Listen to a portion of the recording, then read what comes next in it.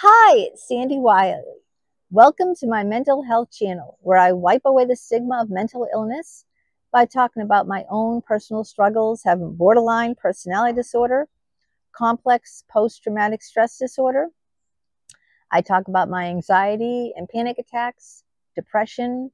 I talk about narcissism and my narcissistic mother who abused me. I talk about schizophrenia, and I wrote a book about my dad, Life with My Schizophrenic Father, and the link to that book is down below in the description. I also talk about all the unethical therapies that I've been in over the years, the therapists, psychologists who sexually abused me, my affairs with them, and the links to those books are also below in the description, all available on Amazon. And I talk about codependency, bipolar. I talk about a plethora of mental health related topics, but I only come on as a former patient of almost 20 years. I am not a licensed therapist. I do not hold a degree in psychology, so I cannot diagnose you. All I ask in turn of you, please, is your kindness and respect in the comments. Please be kind to me. Be kind to other people who comment. We don't have to agree on everything. Variety is the spice of life, but we always need to show kindness and respect to one another. Now, if you are new to my channel, welcome, welcome. Please hit that box in the lower right-hand corner that says subscribe. That way you'll be notified each and every time a new video of mine comes out. It's 100% free, so stick around, take a chance, give it a thumbs up, share it on your social media, share it with your friends and family. Please feel free to comment and share your own struggles with me. I will always respond to everyone's comments. I always appreciate it when people comment. And let's grow this community. Let's spread the love. And today's video is, are you being emotionally manipulated? Now, I have been emotionally manipulated, and I'm going to give you a couple of examples of that. One of the big things an emotionally manipulative person uses is playing the victim or playing helpless. And I'm going to give you two examples of that. One person being helpless, and the other person being the victim. The first person wasn't that long ago. She had a YouTube channel too, like me, and she lived in the same neighborhood. She lived in Boston like me, and she was trying to find another person who had a car who could be like her taxi service. Where she lived, there was plenty of public transportation. She lived in the heart of the city, plenty of public transportation. She could have taken an Uber, she could have taken a Lyft, and we didn't even, we never talked on the phone.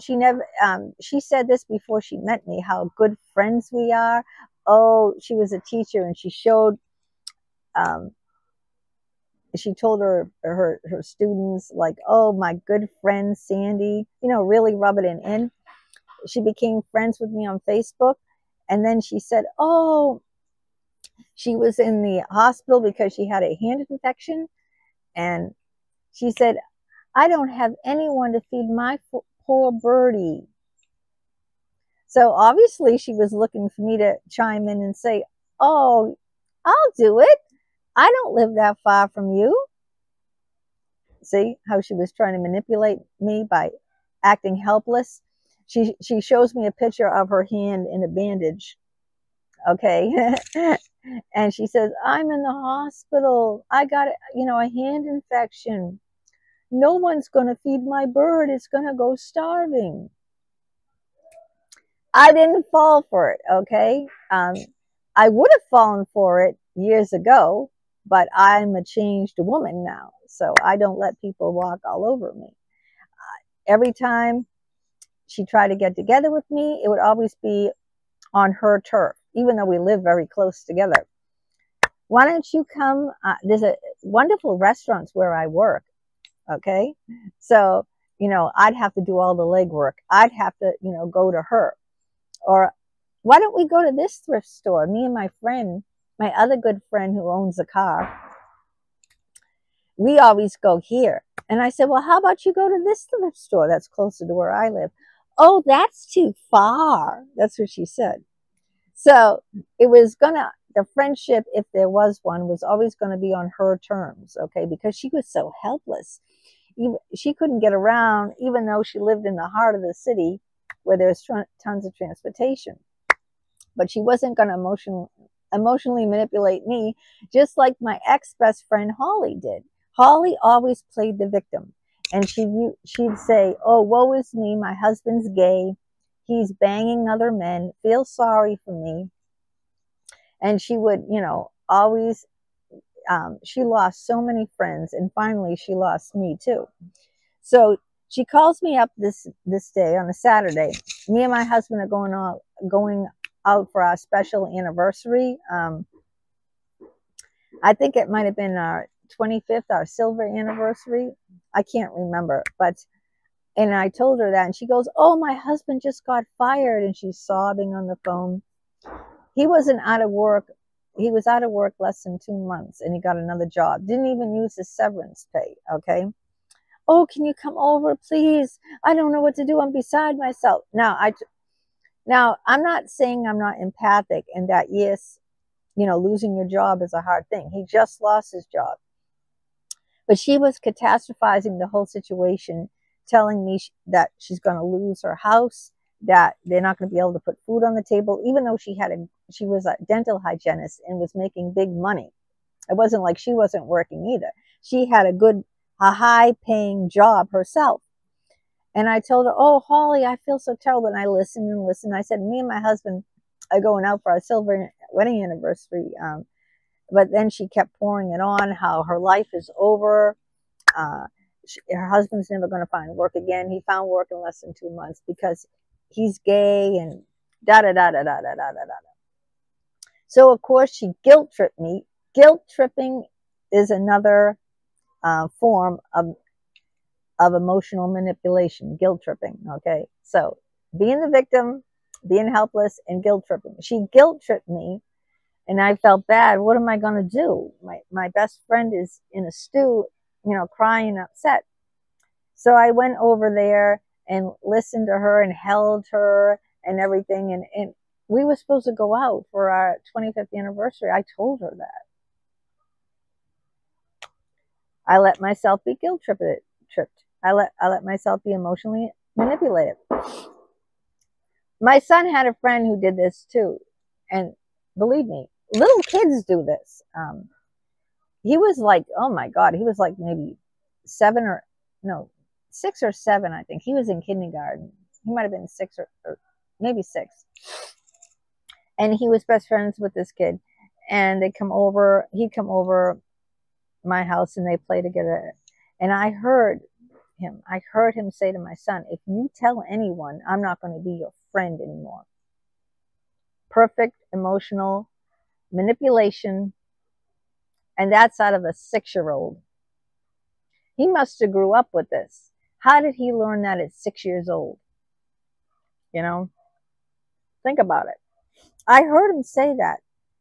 If you tell, I don't know what he was trying, you know, what he didn't want my son to tell, but he said, I heard it with my own ears. If you tell, I'm not going to be your friend anymore. And my friend was, my son was nuts about him. You know, like they were that tight. He was really, you know, very, very besties. Another sign of guilt tripping, you know, trying to overpower. See, emotional manipulation is all about power. It's power and control over the other person to get them to do what you want. So another form of manipulation too is gaslighting. This is a very big one, the gaslighting. And this has happened to me in relationships, especially with therapists that I've had sex with. And I've talked about that in other videos where I would say to the person, the guy, you've really changed, you know? What's going on with you? You changed so much. And they would deny my reality by saying, I don't know what you're talking about. I haven't changed at all. Oh no? You never return my phone calls?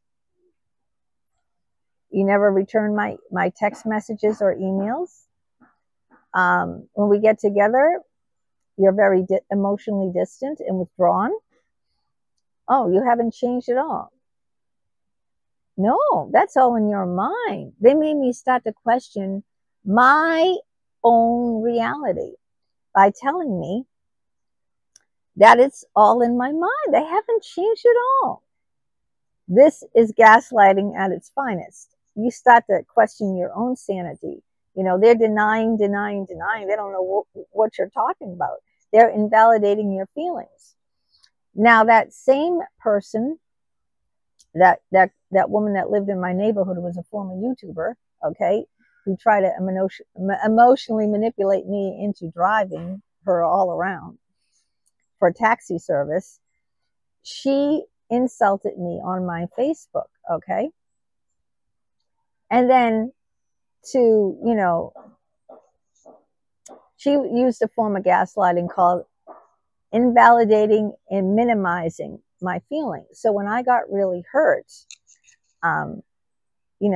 she tried to come up with some stupid excuse as to why she insulted me, or like, I'm just being honest with you. If anyone says that, that's a great form of manipulation. I'm just being honest. Have you ever heard people? There's a thing about honesty, right?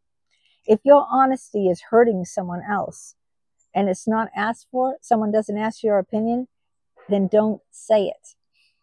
And the manipulator will just say, minimize, invalidate, and minimize your feelings.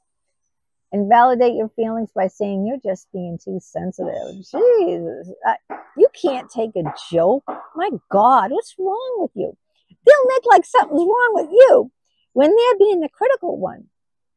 Have you ever had that happen to you? Like, they'll say to you, they'll look at you like, Jesus, man, I can't say anything to you, or, I was just being honest. But I didn't ask your opinion, bitch, did I? So don't give me you were just being honest. There's a lot more to emotional manipulation. A lot of people who emotionally manipulate you, they can be very threatening to you. They can isolate you away from other people. Isolating someone away from other people is a great way to manipulate them, because then they don't have anyone else to tell, in their corner to help them, to show them, hey man, hey dude, can't you see what that person is doing to you? They're manipulating you. So they try to take you away. This happens a lot in love affairs, okay? That one of the people in the love affair will try to isolate the other person. They don't want them to go out. They'll be jealous. They don't want them to go with, they try to take them away from their friends and their family. So they got them alone. So then they have, they're isolated. They don't have the support system from their friends or their family, because now they're isolated. So that's a great form of manipulating, isolating, or threatening. Like if,